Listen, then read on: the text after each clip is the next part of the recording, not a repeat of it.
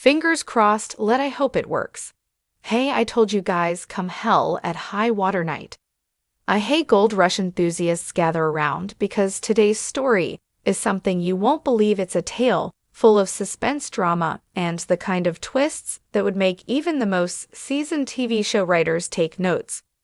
We're diving deep into the heart of a controversy that has rocked the gold rush community, and at the center of it all is none other than the legendary Tony Beets.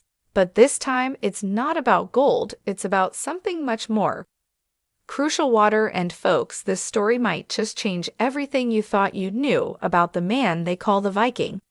Let's rewind a bit. Picture this: 2017, the Yukon, the gold rush crew is filming what was supposed to be just another thrilling episode. But what unfolded was far from ordinary. It was a stunt that would make headlines, spark debates, and potentially haunt Tony Beets for years to come. We're talking about the infamous Viking funeral. Now, for those of you who may not know, a Viking funeral is an ancient ritual, a fiery send-off for the brave, but Tony Beets, never one to shy away from making a scene, decided to put his own spin on it on that fateful day.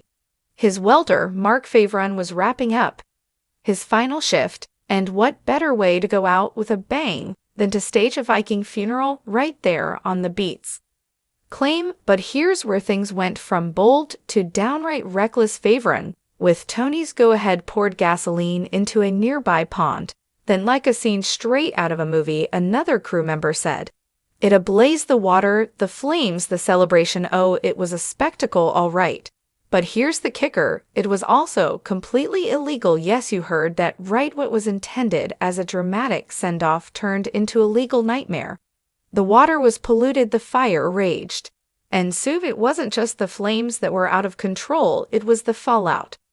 Mark Favron got slapped with a $1,725 fine after pleading guilty, but that was just the beginning. Tony Beets, the mastermind behind the scene, faced even graver consequences under the Yukon Waters Act. Imagine this for a moment.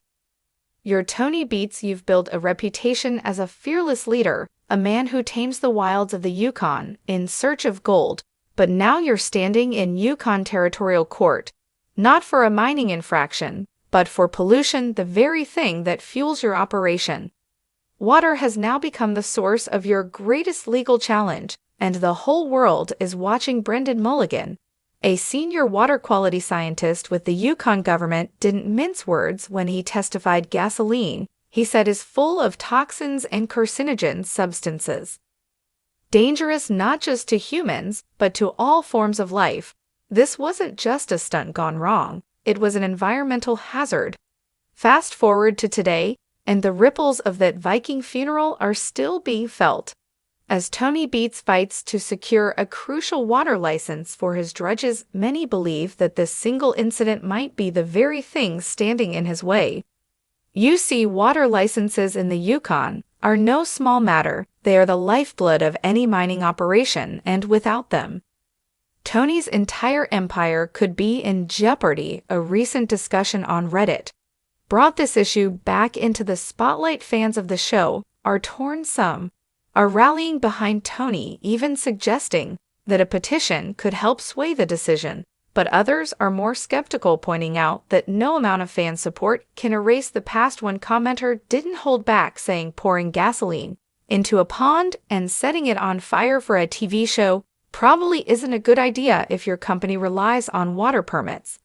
And they're not wrong. Tony's track record with land reclamation after mining operations has also come under scrutiny, like Parker Schnibel, who has been recognized for his responsible practices. Tony's reputation in this area is less than stellar. With all this baggage, it's no wonder people are questioning whether Tony will ever get the water license he so desperately needs. So here we are, years after that fateful Viking funeral, still asking the same question: did Tony Beets' moment of Viking bravado cost him his future in the Yukon? Could it be that the fire that roared so triumphantly that day has now become the blaze that threatens to burn down his empire? I want to hear from you, the true Gold Rush fans. Do you think Tony Beets will overcome this hurdle and secure his water license? Or do you believe that his past mistakes have finally caught up with him? Drop your thoughts in the comments below. Let's get this conversation going, and remember, if you enjoyed this video, hit that like button, subscribe, and ring the bell so you never miss an update on all the latest Gold Rush drama. This story isn't over yet, and you're not going to want to miss what happens next.